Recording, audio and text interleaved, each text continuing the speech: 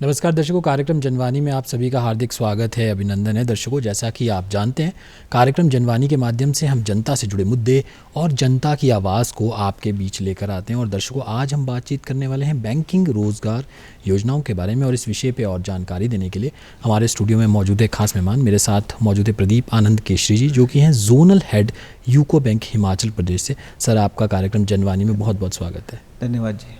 दर्शकों, आज हम जानने वाले हैं बैंकिंग रोज़गार योजनाओं के बारे में। और जब हम बैंक का जिक्र करते हैं तो बैंक का खाता हर व्यक्ति का होता है, और बैंक के साथ जो हमारा एक रिश्ता होता है वो बहुत ही डीप और पर्सनल होता है। शादी ब्याह हो या कोई भी दुर्घटना घट जाए या आपकी आपदा आ जाए तो आप बैंक के पास ही जाते हैं। और अगर मैं कहूँ कि बैंक भी एक परिवार का सदस्य है तो वो गलत नहीं होगा। और मुझे लगता है प्रदीप जी, आप भी मेरी इस बात से एग्री करेंगे।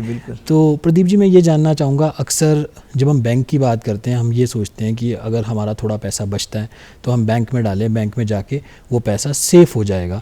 और एक नॉर्मल इंडिविजुअल यही सोचता है कि बैंक का सिर्फ यही काम है। थोड़ा सा आप हमारे दर्शकों को बताइए कि जो बैंक है वो किस प्रकार से कार्य करता है और बैंक के ऑब्जेक्टिव्स क्या होते हैं। जी, जैसा कि आपने खुद ही एक्सप्लेन किया कि बैंक एक हर तरह से किसी भी कष्ट के समय में लोगों की सहायता के लिए खड़ा होता है।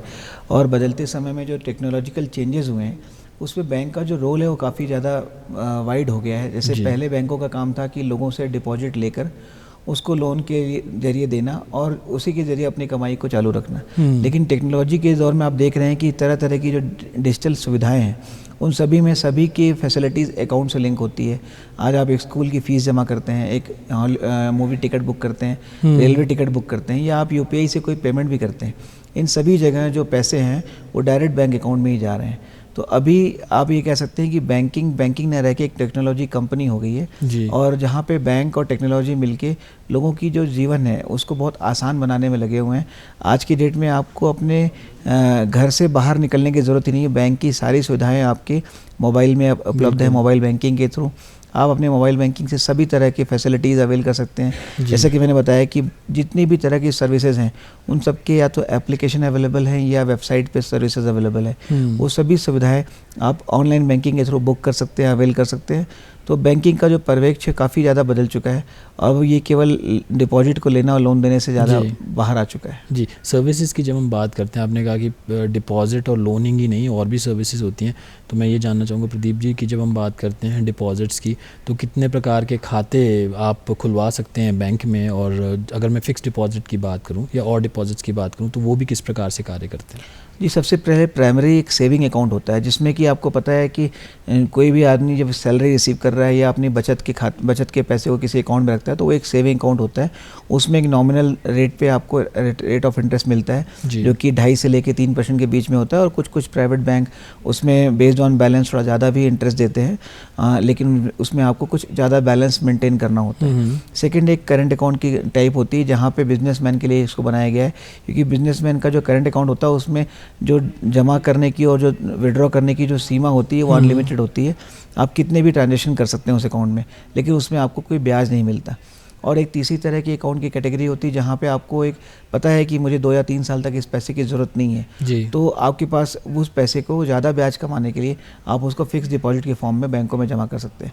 तो current account, saving account and fix deposit account, generally ये 3 तरह के बेसिक कैटेगरी होती है बैंकों में डिपॉजिट के लिए। जी, जब हम रोज़गार की बात करते हैं, कहा यह जाता है कि रोज़गार बैंक देता भी है और रोज़गार बैंक से मिलता भी है।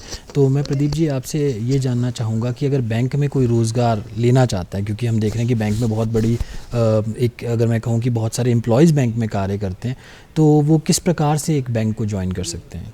देखिए, बैंकों में 2 तरह की सर्विसेज होती हैं, एक क्लरिकल सर्विसेज होती है और एक ऑफिसर सर्विसेज होती है, जिसमें कि क्लरिकल सर्विस में भी और ऑफिसर दोनों में ग्रेजुएट कैटेगरी जो भी पढ़ाई करके ग्रेजुएशन करके जो स्टूडेंट होते हैं वो बैंकिंग जॉब के लिए अप्लाई कर सकते हैं।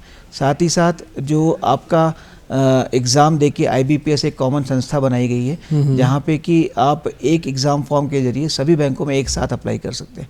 तो IBPS का एग्ज़ाम दे के हम क्लरिकल और ऑफिसर दोनों कैटेगरी के लिए हम अप्लाई कर सकते हैं। और जो क्लरिकल कैटेगरी होती है उसकी वैकेंसी स्टेट के हिसाब से निकलती है, यानी जब आप फॉर्म भरते हैं तो आप केवल एक स्टेट के लिए एक बार में फॉर्म भर सकते हैं। जी, और अगर मैं आपसे जानना चाहूँ, आप खुद भी जोनल हेड हैं आप यूको बैंक में हिमाचल प्रदेश में, कितना डिफ़िकल्ट होता है एक बैंकर होना। जी, डिफ़िकल्ट तो होता है, चैलेंजेस होते हैं, क्योंकि आपको पता है ये कॉम्पिटिटिव इंडस्ट्री है और सभी बिजनेस के लिए आगे बढ़ना चाहते हैं, तो हमें हमेशा अपने कस्टमर को सेटिस्फाई करके रखना होता है। हमारे बैंक में भी हमें बताया जाता है कि हमेशा आपका एक सेटिस्फाइड कस्टमर ही आपके लिए पब्लिसिटी का काम करता है। तो हम हमेशा कोशिश करते हैं कि कस्टमर को बेस्ट क्लास सर्विस प्रोवाइड करें, और जो मार्केट में कॉम्पिटिटिव प्रोडक्ट्स हैं जो भी किसी बैंक में अवेलेबल है वो हमारे यूको बैंक में, साथ ही साथ कस्टमर के लिए किसी भी तरह से कोई अल्टरनेट ना अवेलेबल हो और वो हमेशा अपनी फर्स्ट चॉइस यूको बैंक को ही रखे।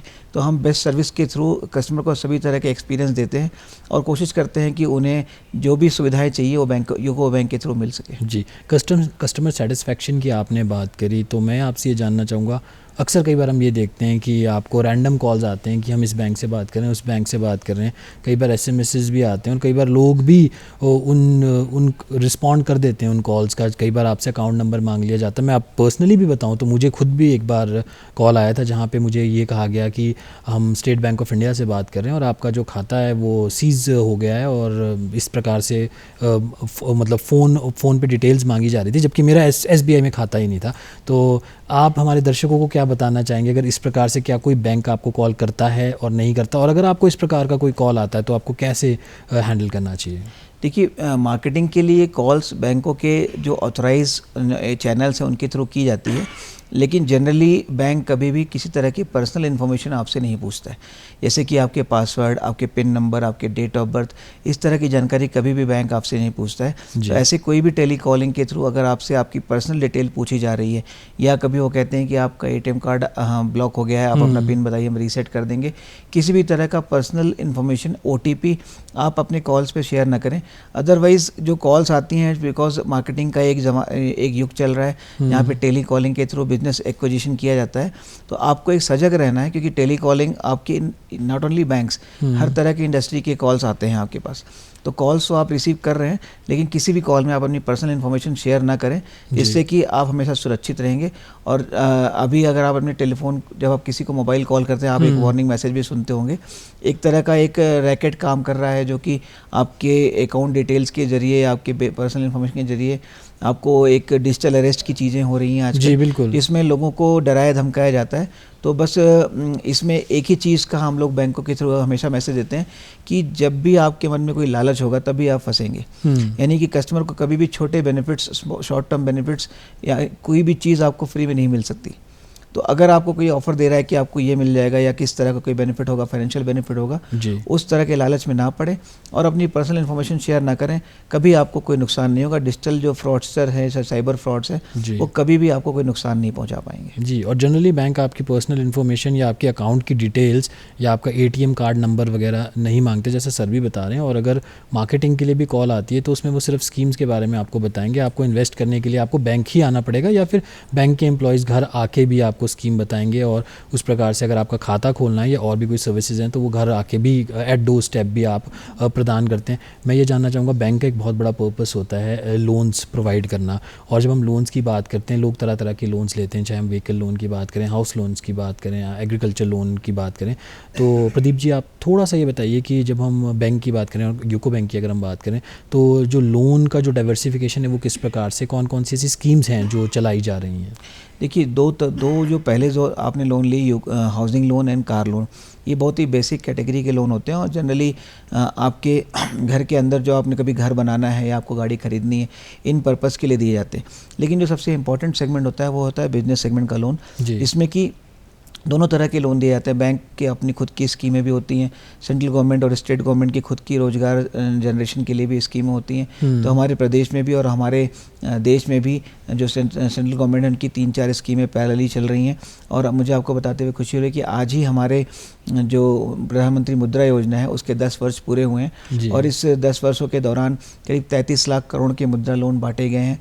52 करोड़ लोगों को ये मुद्रा के लोन बांटे गए हैं। जी प्रदीप जी, अगर आप हमारे दर्शकों को थोड़ा बताएं कि जब हम मुद्रा लोन की बात करें, आज 10 वर्ष उसको हो चुके हैं, बहुत सारे लोगों ने उसका एडवांटेज भी लिया है। ये मुद्रा लोन होता क्या है, और जो व्यक्ति, जो दर्शक अभी आप देख रहे हैं, अगर वो मुद्रा लोन लेना चाहें तो क्या यूको बैंक या और किसी बैंक में भी अवेलेबल होगा, तो उनको क्या करना है? जी, मुद्रा लोन तो सभी बैंकों में अवेलेबल है, और मुद्रा लोन का सबसे बेसिक फीचर है कि कम से कम कागजी कार्रवाई में आपको कोलेट्रल फ्री लोन मिलेगा। पहले के समय में थोड़ा एक अवेयरनेस का इशू था कि अगर किसी को लोन चाहिए तो बैंकों के द्वारा गारंटी या सिक्योरिटी की मांग की जाती थी, और इसको लेकर कोई बहुत ही क्लियर कट गाइडलाइंस नहीं होती थी। तो वो बैंकों के अपने ऊपर निर्भर करता था कि आपको कौन से किस तरह से लोन दिया जाएगा। लेकिन मुद्रा योजना के आने के बाद ये एक बहुत ही बड़ी क्लियर और बड़ी सभी लोगों को जानकारी दी जा रही है कि आपको 10 लाख तक के लोन के लिए किसी भी तरह की सिक्योरिटी की ज़रूरत नहीं है। और जो छोटे दुकानदार हैं, जो बिल्कुल जो रेडी वाले, जो स्ट्रीट वेंडर्स होते हैं, उनको तो 50,000 तक के शिशु लोन में तो बिल्कुल भी कोई कागजी कार्रवाई, एक एप्लीकेशन फॉर्म और एक डिक्लेरेशन के बेसिस पे लोन दे दिया जाता है। और सबसे अच्छी बात इसमें है कि बिकॉज आपने देखा 10 साल पूरे हो चुके हैं, और पहली और दूसरी और तीसरी कैटेगरी के जो सफल, जिन्होंने रोजगार लोन के रिपेमेंट को टाइमली पे किया है, उनके लिए एक चौथी कैटेगरी भी स्टार्ट कर दी गई है, जिसको हम 3+ बोलते हैं। इसमें हम 20 लाख तक का लोन देते हैं, वो भी कोलेट्रल फ्री। तो ये चारों जो कैटेगरी है, इनमें आपको कोई कोलेट्रल नहीं देना है, पहला जो एडवांटेज है कस्टमर के लिए। दूसरा, कागजी कार्रवाई बिल्कुल कम से कम होती है। तीसरा, ये लोन एग्जिस्टिंग बिजनेस को चलाने के लिए, साथ ही साथ नया बिजनेस को शुरू करने के लिए भी दिया जाता है। जी, जब हम लोन्स की बात कर रहे हैं, तो लोन्स लेने के लिए डॉक्यूमेंट्स की क्या क्या ज़रूरत है? जी, लोन लेने के लिए जो डॉक्यूमेंट्स, सबसे पहले तो आपका बिज़नेस अगर छोटा लोन है, जो आपके पास एप्लीकेशन फॉर्म देनी है, एक डिक्लेरेशन देना है कि आपका बिज़नेस कहाँ पे है, किस तरह का है। साथ ही साथ अगर 2 लाख से ऊपर का लोन है तो आपको अपने प्रोजेक्टेड बैलेंस शीट और कुछ अपने फाइनेंशियल्स बैंक को देने होते हैं। साथ ही साथ अगर आपका एग्जिस्टिंग अकाउंट है तो उनके अकाउंट की स्टेटमेंट देनी होती है। और जो सबसे इंपॉर्टेंट क्राइटेरिया होता है वो है आपका सिविल रिकॉर्ड। अगर आपने पहले कोई लोन लिया है तो पुराने लोन का रिपेमेंट बहुत ही टाइमली होना चाहिए। और सिविल का एक स्कोर है जो कि मिनिमम हर बैंक में अलग अलग होता है, उस स्कोर में मिनिमम स्कोर आपका सिविल होना चाहिए, सो दैट कि आपका लोन टाइमली सैंक्शन हो सके। और जो रेट ऑफ इंटरेस्ट है, अभी बैंकों में एक प्रथा चली है कि जिनका सिविल स्कोर बहुत अच्छा होता है उसमें हम रेट ऑफ इंटरेस्ट कम से कम लगाते हैं। तो अगर आपका सिबिल स्कोर अच्छा है तो आपका रेट ऑफ इंटरेस्ट में भी आपको फ़ायदा होगा। तो प्रदीप जी, सिबिल को हम किस प्रकार से कैलकुलेट करते हैं? सिबिल को कैलकुलेट करने का क्राइटेरिया क्या है? जी, सिबिल को कैलकुलेट करने का जो क्राइटेरिया है वो बैंकों की जो कंपनी है, जो कंबाइंड बैंकों की कंपनी सिबिल है वो करती है निर्धारित, और वो एक एल्गोरिथम बेस होता है। इसमें लॉजिक इतना ही होता है कि जो आपने अपने जो लोन लिए हैं उसकी हर महीने की एक EMI फिक्स होती है। EMI का जो ड्यू डेट है, उसके ड्यू डेट को या ड्यू डेट के पहले आपको अपनी EMI को पे करना है। अगर आप अपनी मंथली EMI रेगुलर बेसिस पे कर रहे हैं ड्यू डेट को या ड्यू डेट से पहले, तो आपका लोन रेगुलर की कैटेगरी में आता है। यहाँ पे आपको जो रेगुलर लोन चलाने के पूरे मार्क्स मिलेंगे। साथ ही साथ लोन के 3 कैटेगरी होती है। अगर आपका लोन 30 डेज ओवरड्यू हो गया तो SMA 0 हम बोलते हैं, 30 to 60 डेज हो गया तो SMA 1 बोलते हैं, और अगर 60 to 90 डेज हो गया तो SMA 2 कैटेगरी, यानी कि स्पेशल मेंशन अकाउंट।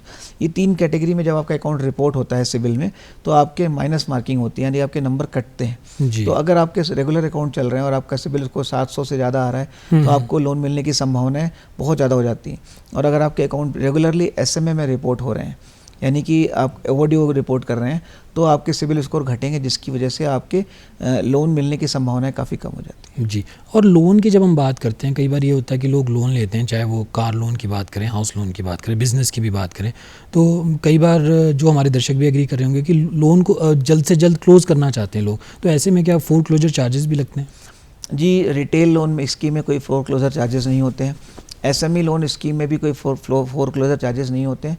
और जिन भी लोन को आप ले रहे हैं उनके सैंक्शन लेटर को आप ध्यान से पढ़ें। बैंकों की कुछ स्कीमों में, कुछ जहाँ पे RBI परमिट करता है, वहाँ पे फोरक्लोजर चार्जेस होते हैं। वो भी आप सैंक्शन लेटर को पढ़ें, और सैंक्शन लेटर में अगर कंडीशन लिखी हुई है तो definitely there will be a foreclosure charges. Otherwise जो RBI की माइक्रो इंडस्ट्रीज़ हैं, माइक्रो कैटेगरी के जो अकाउंट्स हैं और जो रिटेल कैटेगरी के अकाउंट्स हैं, उसमें फोरक्लोजर चार्जेस टोटली वेव्ड होते हैं। जी प्रदीप जी, बहुत सारे ऐसे आर्टिजन्स हैं, आर्टिस्ट हैं जो इस प्रकार से कार्य कर रहे हैं, जो आजीविका भी कमा रहे हैं, चाहे हम पॉटरी की बात करें या हैंडीक्राफ्ट्स की बात करें, उनके लिए क्या कोई डेडिकेटेड या स्पेशल कोई लोन का सेगमेंट होता है? जी हाँ, बिल्कुल। आपने एक अभी आज की जो एक सबसे लेटेस्ट स्कीम है प्रधानमंत्री विश्वकर्मा योजना, जो कि 17 सितंबर को लास्ट ईयर ही लॉन्च हुई थी, लास्ट टू लास्ट ईयर। तो इस स्कीम के तहत 18 तरह के आर्टिसंस को, जैसे कि जो हाथ से काम करते हैं, जिन्होंने पुराने ज़माने की कला को ज़िंदा रखा है, जैसे कि आप सुनार को कह सकते हैं, लोहार, सुनार, कुम्हार, या बार्बर्स, या मूर्तिकार, या जो फिश की नेट बनाने वाले लोग, या जो नाव बनाते हैं, इस तरह के लोग। तो इस तरह के 18 तरह की कैटेगरी को प्रधानमंत्री विश्वकर्मा योजना में आज चिन्हित किया गया है, और इस तरह के लोगों को प्रधानमंत्री विश्वकर्मा योजना में 3 लाख तक के लोन दिए जाएंगे। पहले चरण में 1 लाख तक का लोन, और दूसरे चरण में अगर वो रीपे करते हैं तो 2 लाख का और लोन दिया जाएगा। इसमें 7 से लेकर 15 दिन की ट्रेनिंग भी दी जाती है गवर्नमेंट की तरफ से, और 15,000 रुपये का टूल किट का पैसा भी दिया जाता है कि अगर आपको अपना काम करना है तो 15,000 रुपये का आप टूल किट खरीद सकते हैं। और इसमें सबसे अच्छी बात है कि इसमें 5% इंटरेस्ट की सब्सिडी भी है। तो ये बहुत ही लाभकारी लोन है और सभी को इसके बारे में पता होना चाहिए। साथ ही साथ हमारे यहाँ पे काफ़ी एप्लीकेशंस आ रही हैं और सारे बैंक मिलके विश्वकर्मा योजना में जितने भी लोन हैं उनको सैंक्शन भी कर रहे हैं। तो प्रदीप जी, इसके लिए क्या कोई सिक्योरिटी या कोलैटरल भी आपको देना पड़ता है? जी बिल्कुल नहीं, ये सारे के सारे लोन जो, जैसे कि आरबीआई का रूल भी है, 10 लाख तक के लोन में बैंक कोई कोलैटरल ले भी नहीं सकता है। 10 लाख तक के लोन में कोलेट्रल तभी ऑफर किया जाता है जब कस्टमर को खुद आपके पास कोई ऐसी चीज़ हो जो आप कस्टमर देना चाहता है, क्योंकि वो उसके प्रोजेक्ट से रिलेटेड है। अदरवाइज़ बैंकों में CGTMSE कवरेज या CGFMU कवरेज के तहत, जिसमें कि क्रेडिट गारंटी की एक फ़ीस होती है, जहाँ पे कि कुछ स्कीम में गवर्नमेंट बेयर करती है, कुछ स्कीम में कस्टमर खुद बेयर करते हैं। उन स्कीमों के तहत हम ये लोन देते हैं और वो गारंटी फ़ीस पे करने के बाद बिना कोलेट्रल के ये लोन लिया जा सकता है। जी, तो जब हम विश्वकर्मा योजना की बात कर रहे हैं तो उसमें क्या मिनिमम क्या रिक्वायरमेंट रहती है? क्या कोई इसमें एज का क्राइटेरिया होता है, या फिर आपको अक्सर हम ये देखते हैं कि कई बार जब आर्टिजन्स होते हैं तो उनका एक कार्ड बने होते हैं आर्टिजन्स वाले, क्या इस प्रकार की कोई डॉक्यूमेंटेशन की रिक्वायरमेंट होती है? जी बिल्कुल नहीं, कोई डॉक्यूमेंटेशन की रिक्वायरमेंट नहीं है। बस आप जिस गांव में जिस जगह पर रह रहे हैं वहाँ के प्रधान से आपके काम के को वेरीफाई कराना होता है कि आप वो काम वाकई में कर रहे हैं कि नहीं कर रहे हैं। तो सबसे पहले तो वो गांव का जो प्रधान है वो उसको वेरीफाई करेगा। उसको वेरीफाई करने के बाद हमारे सेंट्रल गवर्नमेंट के डिपार्टमेंट्स हैं, जो कि DFO है, डिस्ट्रिक्ट फैसिलिटेशन ऑफिस, ये सोलन में है। वहाँ पे जो एप्लीकेंट अपना लोन अप्लाई करेंगे और उनके फॉर्म को वहाँ वेरीफाई किया जाएगा। उसके बाद इन फॉर्म को बैंक में फॉरवर्ड किया जाएगा और यहाँ पे बैंक अपने पेपर को चेक करके, सिविल को चेक करके इसके लोन को सैंक्शन करेंगे। और ये सारी प्रोसेस बहुत ही सीमलेसली होती है और इसकी सारी मॉनिटरिंग बहुत हाईएस्ट लेवल पे होती है। सारे स्टेजेस की डिफरेंट लेवल पे मॉनिटरिंग होती है।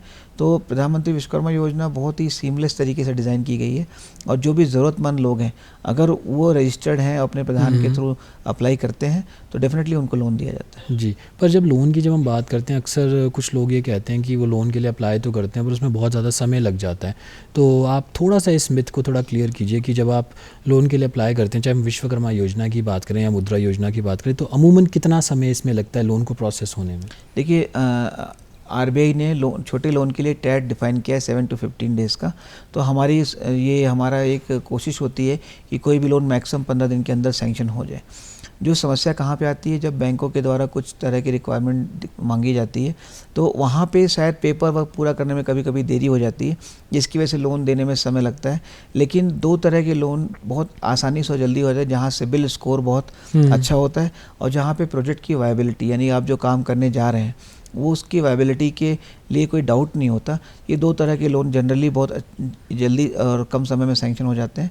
लेकिन कभी कभी जो समय लगता है वो पेपर वर्क पूरा करने के लिए ही लगता है। तो मेरी आपके चैनल के माध्यम से लोगों को बस इतना कहना चाहता हूँ कि जब भी आप लोन के लिए अप्लाई करें, आप अपना प्रॉपर एप्लीकेशन फॉर्म भरें, आप अपना पैन कार्ड, आधार कार्ड ओरिजिनल के साथ वेरीफाई करा के ब्रांच को दें और जो रिलेटेड फाइनेंशियल्स हैं वो ज़रूर दें, सो दैट कि आपके जो प्रोजेक्शंस हैं, आपके जो फाइनेंशियल्स हैं, बैंक उसको स्टडी कर सके। और साथ ही साथ जो आपका एक्टिविटी है जिस भी डिपार्टमेंट से रिलेटेड होता है उसका रजिस्ट्रेशन जरूर वहाँ करवा के रखें। अगर आप टूरिज़्म का काम कर रहे हैं तो टूरिज़्म से परमिशन मिलनी चाहिए। अगर आप कोई मार्केट में शॉप खोल रहे हैं तो ट्रेड लाइसेंस आपके पास होना चाहिए। म्यूनसिपैलिटी से शॉप खोलने की परमिशन होनी चाहिए। अगर आप होटल, रेस्टोरेंट या ढाबा खोल रहे हैं तो पोल्यूशन कंट्रोल बोर्ड की परमिशन होनी चाहिए। इस तरह के परमिशंस अगर आपके पास पूरे हैं तो कभी भी लोन मिलने में ज़्यादा समय नहीं लगता। जी, आपने सिबिल का जिक्र किया कि सिबिल अच्छा होना बहुत ज़्यादा ज़रूरी है। तो आप हमारे दर्शकों को बताइए कि हमें ऐसा क्या क्या करना चाहिए कि हमारा जो सिबिल है वो अच्छा हो। जैसा आप कह रहे हैं कि 700 से ऊपर हो, तो ऐसी क्या क्या चीज़ों का हमें ध्यान रखना चाहिए जब हम बैंकिंग कर रहे होते हैं? देखिए, सिबिल में एक बड़ी इंटरेस्टिंग बात है कि सिबिल एक और वजह से नंबर कम करता है जब आपकी इंक्वायरी बहुत ज़्यादा होती है। जैसे कि अगर आपने सपोज 5 बैंकों में फ़ाइल लगाई है, तो पांचों बैंक हिट करेंगे सिबिल को स्कोर निकालने के लिए। तो जितनी ज़्यादा आपकी इंक्वायरी होगी, तो सिबिल को ऐसा लगता है कि आप क्रेडिट हंग्री हैं या आपको क्रेडिट की बहुत ज़्यादा ज़रूरत होती है, तो वहाँ पे सिबिल के एल्गोरिथम में यहाँ पे नंबर कट जाते हैं। तो आप देखिए कि जब आपको नीड बेस हो तभी आप कहीं पे एप्लीकेशन दें, otherwise just like that check करने की ज़रूरत नहीं कि रोज़ हम अपना सिबिल स्कोर ही चेक कर रहे हैं। दूसरा जो सबसे इंपॉर्टेंट इसमें एस्पेक्ट होता है कि जो आपके लोन अकाउंट्स हैं, अगर वो रेगुलर चल रहे हैं, वो एक क्राइटेरिया। दूसरा क्राइटेरिया कि कभी कभी क्या होता है कि हम 5 या 6 बैंकों के क्रेडिट कार्ड रख लेते हैं, और क्रेडिट कार्ड रखने के बाद हम उन्हें यूटिलाइज़ नहीं करते, तो वहाँ पे एक ओवर क्रेडिट फैसिलिटी की वजह से भी आपके एल्गोरिथम के थ्रू नंबर कम हो जाते हैं। तो आपको ये देखना है कि आपको नीड बेस्ड क्रेडिट रखना है अपने पास, क्रेडिट जो आपने अवेल किया उसको टाइमली रीपे करना है, और अननेसेसरी की इंक्वायरीज को अवॉइड करना है। तो ये सारे कॉम्बिनेशन में आपका सिबिल स्कोर हमेशा बहुत ही अच्छा रहेगा। मुझे उम्मीद है कम से कम 700 तो रहेगा ही रहेगा। जी बिल्कुल, और 700 से ऊपर ही होना चाहिए सिबिल स्कोर। पर मैं ये जानना चाहूँगा, ये तो आपने उनके बारे में बताया जो बैंकिंग कर रहे हैं, जिनके एग्जिस्टिंग लोन्स भी हैं और वो बैंक के साथ ट्रांजैक्शन कर रहे हैं, पर जैसे कि हम विश्वकर्मा योजना की बात करें या मुद्रा योजना की बात करें, जो आर्टिजन्स हैं, जो हमारे होनहार कलाकार हैं, जब वो आते हैं लोन लेने के लिए, शायद वो फ़ोन पे भी इतना ऐप यूज़ नहीं करते होंगे और वो लोन भी शायद ज़िंदगी में पहली बार ले रहे हो, तो ऐसा व्यक्ति जो ज़िंदगी में पहली बार लोन ले रहा हो, तो उसका सिबिल किस प्रकार से बैंक जज करेगा फिर? देखिए, 2 तरह के सिबिल स्कोर होते हैं, जैसा कि आपने बताया कि 700 से ऊपर वाले तो एक चल ही रहे हैं, दूसरे जिनका क्रेडिट हिस्ट्री नहीं होती जी, तो ऐसे केस में पहले इनका -1 स्कोर आता था, तो बैंकों ने -1 स्कोर के लिए भी प्रोविज़न किया हुआ था कि अगर किसी का स्कोर कुछ भी नहीं आ रहा है तो भी उसको आप लोन दे सकते हैं।